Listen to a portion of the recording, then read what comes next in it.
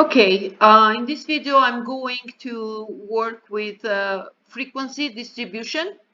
So what is given? Total amount of classes, it's 7, and raw data. I have already sorted out in ascending order, but if yours is not, you are going to go here, click on sort it out, and you choose A through Z, okay?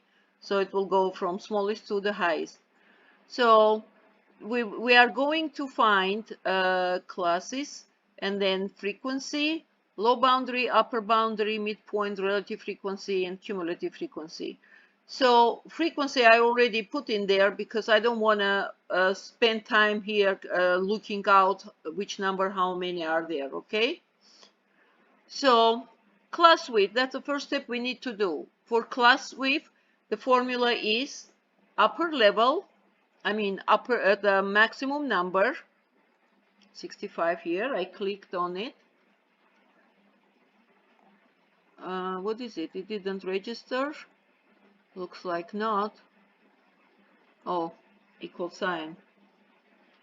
Okay.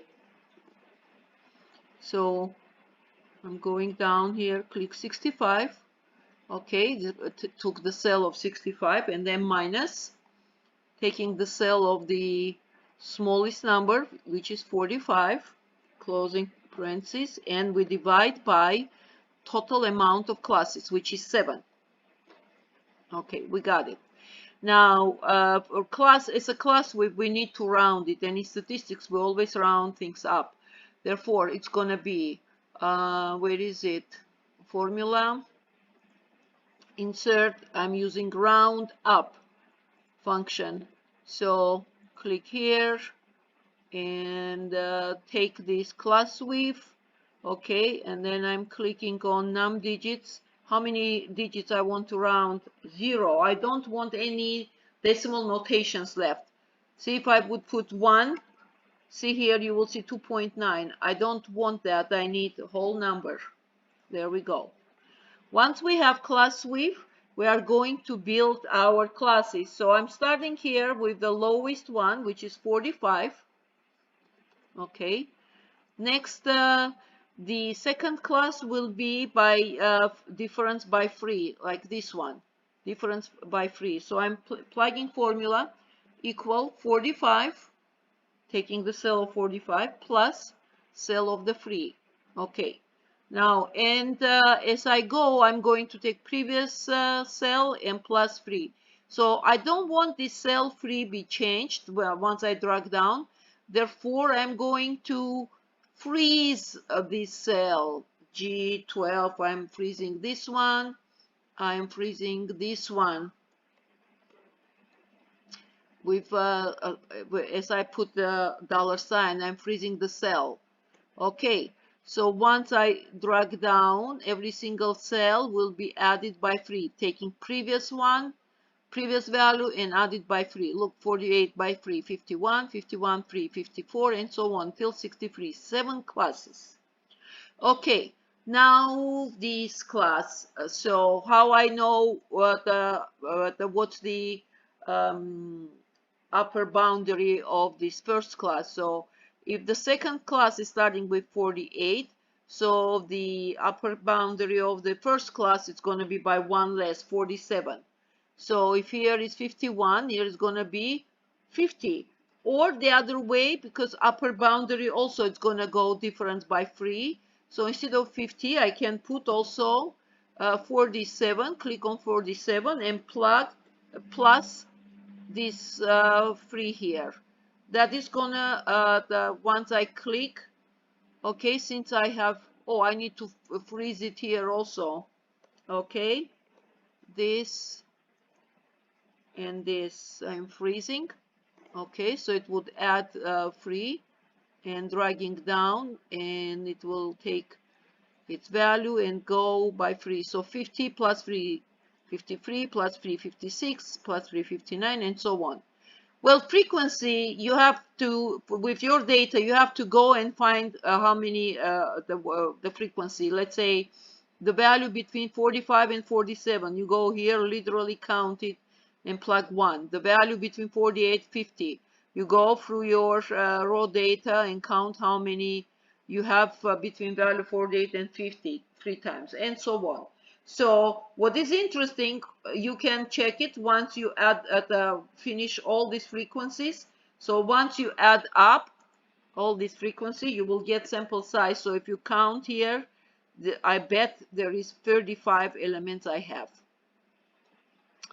Now, moving to low boundary here, adjustment. We are going to adjust low boundary. To adjust low boundary, so equal sign, we take this low boundary first class and do minus 0.5. Why 0.5? Open the video lecture I recorded and you will find out why. Okay, since I put 0.5, the value itself already, I don't need to freeze 0.5. As I drag down, it will be there. There we go. It will take 48 minus 0.5, so 47.5. 51 minus 0.5, 50 and 5. Okay? And 47 in the upper class, I'm going to add 0.5. So equal, I'm taking this cell of 37 and plus 0.5. All right? Dragging down. There we go. Now pay attention that, let me see. See, that's what we meant when I said adjust it.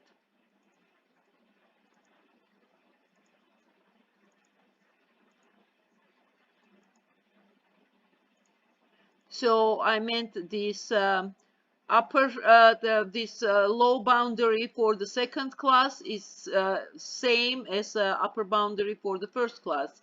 Then the low boundary for the first class is the same as upper boundary for the second class, and so on. Midpoint. Next, we need to calculate midpoint. Midpoint is it's a middle of these two limits of each class. So let's see, equal parentheses. So low limit of the class, which is 45. I took the cell plus upper level of the same class. All right, and we divide by 2. Okay. So I got it 46. So if I drag it down, I will get midpoint for entire these 7 classes. Relative frequency. For relative frequency equal sign, I'm taking frequency for each class and divide by total sample size. Okay, here sample size, I'm also need to freeze it because I have to drag down and I don't want this sample size 35 be changed. So I'm freezing here. All right, and click enter. So once I have it, I drag this down and it will fill out relative frequency. And the cumulative frequency, so it's how it's going to be accumulated, the frequency. So first one comes this frequency of the first class 1. Okay. Next, I'm going to take this frequency of this one I have and add the second frequency here, 3. Okay. So, and so on. So once I drag down, the last one, guess how much would be? 35. See that? So 35, it's a sample size. Let me change this color.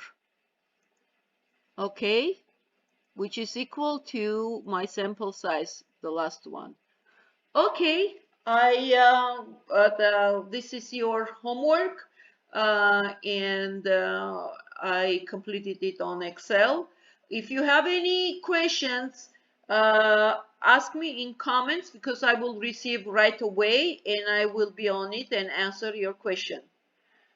Okie dokie. Let me see, I need to draw here something. Very important thing.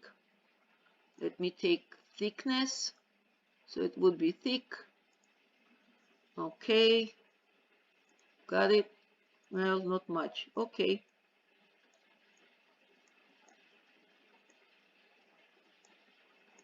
And this. That's all. Now I am done. See you next time.